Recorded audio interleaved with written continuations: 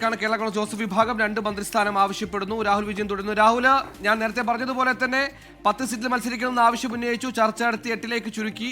മത്സരിച്ച് 8ൽ 7 വിജയിച്ചു. അതുകൊണ്ട് 2 മന്ത്രിസ്ഥാനത്തിന് യോഗ്യതയുണ്ടെന്ന ഒരു ഉറച്ച നിലപാടിൽ തന്നെയാണോ കേരള കോൺഗ്രസ് ജോസഫ് വിഭാഗം?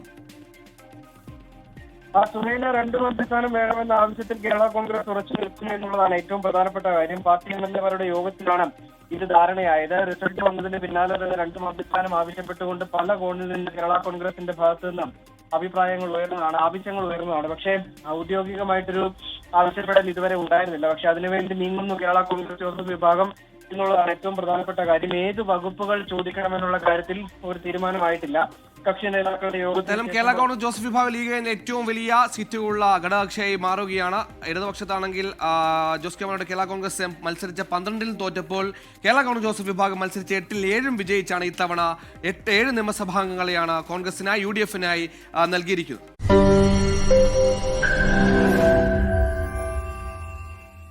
ലോകത്തെവിടെയായാലും ഏത് സമയത്തും 24 വാർത്തകളും ഓഗ്മെന്റഡ് റിയാലിറ്റി പാക്കേജുകളും എക്സ്പ്ലെയിനറുകളും വിശദമായി കാണാൻ ഞങ്ങളുടെ YouTube ചാനൽ നിങ്ങൾക്ക് സബ്സ്ക്രൈബ് ചെയ്യാം.